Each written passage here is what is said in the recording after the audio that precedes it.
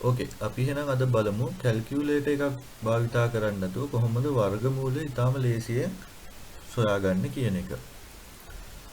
මේ සඳහා මම මේ 121 100 8341 මේ කියන ඉලක්කම් තුන භාවිතා කරනවා උදාහරණ වශයෙන් මේ ක්‍රමය පැහැදිලි කරන්න.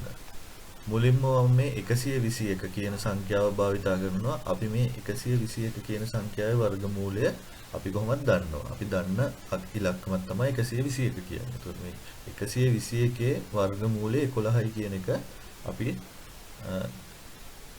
කටපාඩමෙන් මතක දෙයක්. මේ 121 වර්ගමූලය මම අද මේ කියලා දෙන ක්‍රමයෙන් කොහොමද ගන්න කියන එක අපි මුලින්ම බලමු.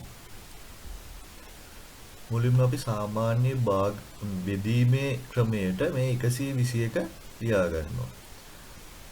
පොඩි කාලේ භාවිතා කරපු බෙදීමේ සලකුණ ඇතුලේ මේ 121 ලියාගෙන එම සංඛ්‍යාවේ දකුණු පැත්තේ ඉඳලා අංක දෙකක් ගිය තැන මෙන්න මෙහෙම ක්‍රමා එකකින් අපි මේ සංඛ්‍යාව කොටස් දෙකකට බෙදා ගන්නවා. එතකොට මේ සංඛ්‍යාව කොටස් දෙකකට බෙදෙනවා.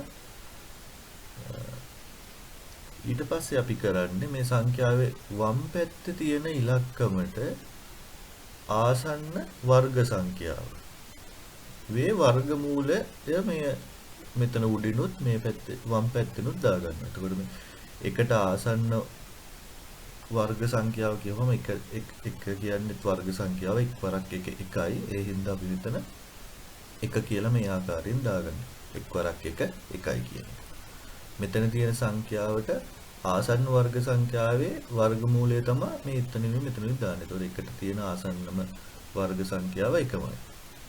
ඊපස්සේ මේ එකේ මෙතන දාගත්ත සංඛ්‍යාවෙන් මේ සංඛ්‍යාව වැඩි කරලා අපි සාමාන්‍ය බෙදීමේ ආකාරයට මෙන්න මේ විදිහට මෙතනින් දාගන්නවා. එක් වරක් එක එකයි. ඊට පස්සේ මේ එකෙන් මේක අඩු කරනවා. බිඳුව. දෙවෙනි පියවර වශයෙන් අපි කරන්නේ මෙන්න මේ ඉතුරු කොටස මේ අපි සංඛ්‍යාව කොටස් දෙකකට බෙදාගත්තා. මේ ඉතුරු කොටස මෙතනින් සටහන් කරගන්නවා. මේ ආකාරයෙන්. ඊට පස්සේ දැන් මේ 21 කියන සංඛ්‍යාවත් අපි අර පොඩි කාලේ කරපු විදිහට බෙදීමේ ආකාරයට මෙහෙම ලියා ගන්නවා. ඊළඟ පියවර වෙන්නේ අපි මේ මෙතන ලියාගත්ත මේ උඩ අපිට ආපු ඉලක්කම දෙකෙන් ගුණ කරලා අපි මෙතනින් දාගන්නවා. මේ උඩ තියෙන මේ සංඛ්‍යාව දෙකෙන් ගුණ කරලා මෙතන දානවා. එතකොට එක කියන සංඛ්‍යාව දෙකෙන් වැඩි කරපුවම 2යි. එතකොට 2 මෙතන දාගත්තා. ඊළඟ පියවර වෙන්නේ ඊට පස්සේ මේ එකට පිටිපස්සෙන් අපි දා ගන්නවා සංඛ්‍යාව. ඒ සංඛ්‍යාවම මේ දෙකට පිටිපස්සෙන් දාගන්න. ඒ කියන්නේ මෙතන උඩ එන සංඛ්‍යාවේ දෙකෙන් ගුණ කරලා ආපු මෙතන සංඛ්‍යාව පිටිපස්සට දාන සංඛ්‍යාවයි මෙතන එකම සංඛ්‍යාව වෙන්න ඕනේ. ඒ වෙනකොට එහෙම දාගද්දි මේ දාන සංඛ්‍යාව මේ සම්පූර්ණ සංඛ්‍යාවේ ගුණිතය මෙන්න මේ ඇතුලේ තියෙන සංඛ්‍යාවට වඩා අඩු හෝ සමාන වගේක් වෙන්න ඕනේ. ඒ කියන්නේ අපි දැන් මෙතන 21 තියෙන්නේ මම මෙතන දෙකටම 1 දැම්මොත් මෙතනනුත් 1 දැම්මා මෙතනනුත් 1 දැම්මා. එතකොට එක් වරක් 21 21යි. එතකොට මේ විදිහට මේ සංඛ්‍යාව මේකෙන් ගුණ කරලා අර අපි සාමාන්‍ය බෙදීමේ ආකාරයටම මේ විදිහට දාගන්න. ඊට පස්සේ පියවර වෙන්නේ මේකෙන් මේක අඩු කරනවා. එතකොට මේ අතර මේකේ මේක අඩු කරපුවාම වෙනස බිඳුවයි. එතකොට මේක තව දුරටත් අපිට සුළු කරන්න අවශ්‍ය වෙන්නේ නැහැ. එතකොට මේ 121 වර්ගමූලය 11යි කියන එක අපිට මෙතන හොයාගන්න පුළුවන්. අපි දැන් බලමු 100 වර්ගමූලයත් මේ විදිහටම ගන්න පුළුවන්ද කියන එක. මේ විදිහටම එතකොට පළවෙනි පියවර වෙන්නේ මේ සාමාන්‍ය බෙදීමේ සලකුණ ඇතුලේ අපේ සංඛ්‍යාව අපිට වර්ගමූලය ගන්න ඕනි සංඛ්‍යාව ලියා ගන්නවා. ඊට පස්සේ සංඛ්‍යාව කොටස් දෙකකට බෙදා ගන්නවා. කොහොමද බෙදාගන්නේ? දකුණු පැත්තේ ඉඳලා ඉලක්කම් දෙකක් ගියපු තැන ක්‍රමාවක් දාගන්නවා. මේ විදිහට. ඊට පස්සේ මේ 100 කියන සංඛ්‍යාව කොටස් දෙකකට බෙදලා තියෙනවා. මේ නැවත මේ සංඛ්‍යාවේ වම් පැත්තේ තියෙන ඉලක්කමේ ආසන්න වර්ග සංඛ්‍යාවේ වර්ගමූලය තමයි මෙතන ඉහළිනුත් මෙතන වම් පසිනුත් දාගන්න. මේ සංඛ්‍යාවේ වගේම මෙතනත් එකේ එකට ආසන්න වර්ග සංඛ්‍යාව එකමයි. එතකොට එකේ වර්ගමූලය වෙන්නේ 1. ඒ විදිහටම අපිට 1 කියලා මේ විදිහට දාගන්න පුළුවන්. සාමාන්‍ය බෙදීමේ ක්‍රමයටම අපි මේක මේ විදිහට සුළු කරගන්න. එක්වරක් 1 1යි. ඊට පස්සේ මේ එකෙන් මේක අඩු කරනවා. බිඳුවයි. ඊට පස්සේ මෙතන තියෙන ඉලක්කම් දෙක අපි මෙතනට ගේනවා. එතකොට මේ සංඛ්‍යාවට අපි ඊළඟට කරන්නේ මෙන්න මෙතන මේ තියෙන සංඛ්‍යාව මෙතන දෙකෙන් වැඩි කරලා දාගන්න. 2යි. ඊළඟට මෙතනයි එකම සංඛ්‍යාව දාගන්න ඕනේ. මෙන්න මෙතන එන අගයට වැඩිය සමාන හෝ ඊට කුඩා අගයක් වෙන්න ඕනේ. මෙතන ඇතුලේ තියෙන ඉලක්කම බිඳුවයි. එතකොට ඕනම සංඛ්‍යාවක් බිඳුවෙන් වැඩි කරොත් බිඳුව එනවා. ඒ හින්දා අපිට දාගන්න පුළුවන් මෙතනින් බිඳුව, මෙතනිනුත් බිඳුව කියලා සටහන් කරගන්න පුළුවන්. බිඳුව 20න් වැඩි කරපුවාම බිඳුව. මෙතනින් එහාට අපි සුළු කිරීමක් කරන්න ඕනේ නැහැ. එතකොට අපි 100 වර්ගමූලය 10යි කියන එක මෙතන හොයාගත්තා. මේ අපි දන්න ඉලක්කම් දෙක වර්ගමූලය තමයි මම ඔයාලට අරගෙන පෙන්නන්නේ. මේ ක්‍රමය භාවිතා කරලම අපි එකපාර හොයාගන්න බැරි සංඛ්‍යාවක වර්ගමූලය. කියන්නේ මේ වගේ විශාල සංඛ්‍යාවක වර්ගමූලය කොහොමද ඊටම පහසුවෙන් කෙටි කාලයකින් කැල්කියුලේටර් එකක් භාවිතා කරන්නේ නැත්නම් කොහොමද හොයාගන්නේ? ඒකට අපි මේ ක්‍රමයම භාවිතා කරලා බලමු.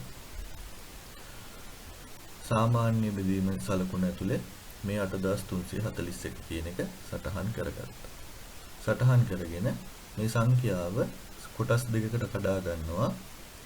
දකුණු පැත්තෙන් ඉඳලා ඉලක්කම් දෙකක් ගියපු තැන මේ ක්‍රමායක දාගන්නවා. ඊට පස්සේ මේ සංඛ්‍යාව 8341 කියන එක කොටස් දෙකකට බෙදලා තියෙනවා. ඊට පස්සේ මේ වම් පැත්තේ තියෙන කොටසේට ආසන්න වර්ග සංඛ්‍යාව. මේ වම් පැත්ත කොටසේ තියෙන ආසන්න වර්ග සංඛ්‍යාවේ වර්ගමූලය මේ උඩටයි යටටයි දාගන්නවා. 83. 83ට ආසන්න වර්ග සංඛ්‍යාව තමයි 81. 81 කියන්නේ 9 වරක් 9. ඒකට අපිට මෙතන 9 සටහන් කරගන්න පුළුවන්. ඒතර මේ විදිහෙන් කරන්න ඔයාලට අඩුමතරමේ 10 වරක් චක්‍රයකට පුළුවන්කමක් තියෙන්න ඕනේ. එතකොට මම 83ට ආසන්න වර්ග සංඛ්‍යාව 81.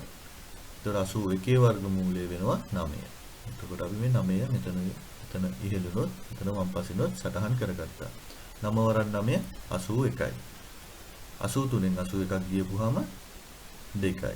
ඊළඟ පියවර වශයෙන් මේ 41 අපි මෙතනට ගන්නවා. 241. ඊළඟ පියවර වෙන්නේ මේ උඩ තියෙන සංඛ්‍යාව දෙකෙන් වැඩි කරලා මේ 241ට වම් පැත්තෙන් දාගන්න. 9 වරක් 2 18යි. ඒතකොට ඊළඟ පියවර වෙන්නේ මෙතනටයි එකම සංඛ්‍යාවෙන් දාගන්න ඕනේ. ඒ මෙතෙන්ට දාන සංඛ්‍යාවෙන් මෙතන එන සංඛ්‍යාව ගුණ කරපුවාම මේකට සමාන හෝ අඩු වර්ගයක් වෙන විදිහට. ඒකට අපි මෙහෙම එක දාගත්තා. එක්වරක් 181 කියන්නේ 181යි. 241කින් 181ක් කියපුවාම 60ක් වෙනවා. ඊළඟට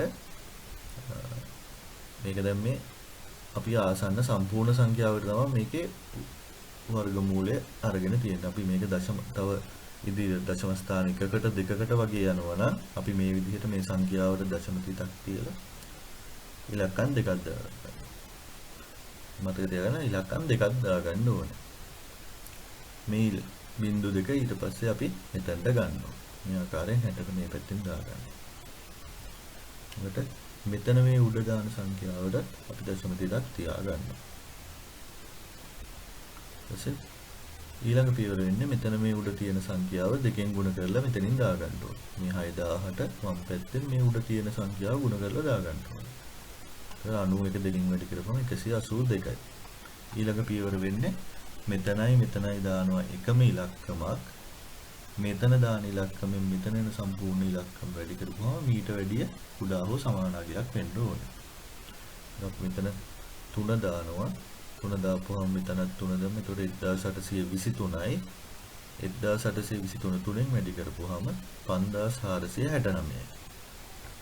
5469 4000න් අඩු කරපුවාම අපිට එනවා 5531ක් කියලා. අපිට මේක දශම ස්ථාන දෙකකට මේ 8341 වර්ගමූලය වුණනම් අපි නැවත වාරයක් මෙතනින් තව බිංදු දෙකක් දාගෙන ඒ බිංදු දෙක මේ 531කට පිටිපස්සෙන් දාගන්නවා. ඊපස්සේ නැවතත් අපි මේ විදිහේ බෙදීමේ සලකුණ දාගෙන ඊළඟ පියවර වෙන්න මේ මෙතන එන මේ ඇවිල්ලා තියෙන මේ 91.3 එහෙම නැත්නම් අපි දෙකෙන් වැඩි කරලා මෙතනින් දාගන්න. එතකොට අපි මෙතන මේ දශම ස්ථානයේ සලකන්නේ මෙතන දෙකෙන් වැඩි කරලා ගද්දි අපි මේක කෙලින්ම 913 විදිහට හිතලා 913 දෙකෙන් වැඩි කරලා මෙතන දාගන්න. එතකොට 913 දෙකෙන් වැඩි කරපුවම 1826යි ඊළඟ පියවර වෙන්නේ මෙතනටත් එකම ඉලක්කම දාගන්න ඕනේ. මෙතන එන මේ 53100ට සමාන හෝ අඩු වගේක් වෙන විදිහට. මෙතන දෙක දාගත්තාම මෙතන දෙක දාගන්න 18262ක් වෙනවා. මේ දෙක 18262න් වැඩි කරනවා 36524ක් වෙනවා. 53100න් 36524ක් අඩු කරපුවාම 16576යි. මේ විදිහට අපිට ඕන නම් තව දශම ස්ථානයකට මේක ඕන නම් තව බිංදු දෙකක් දාලා ඔයාලට මේ සුළු කිරීම කරගෙන යන්න පුළුවන්. ඒ වුණාට මම මෙතනදී බලාපොරොත්තු වෙන්නේ දශම ස්ථාන දෙකකට වෙනකන් මේ සුළු කිරීම කරන්න. එතකොට 83.41 වර්ගමූලය ආසන්න වශයෙන් 91.32ක් වෙනවා. මේක මේ භාවිතා කරලා ඔයාලට ඕනම සංඛ්‍යාවක වර්ගමූලය ඊටාම පහසුවෙන් ඊටාම කෙටි වේලාවකින් කැල්කියුලේටර් එකක් භාවිතා කරන්නේ නැතුව එහෙම නැත්නම් ලඝු ගණක පොතක් භාවිතා කරන්නේ නැතුව ඊටා පහසුවෙන් හොයාගන්න පුළුවන්. මේ වගේ වීඩියෝ එකකින් අපි නැවත හමු වෙමු.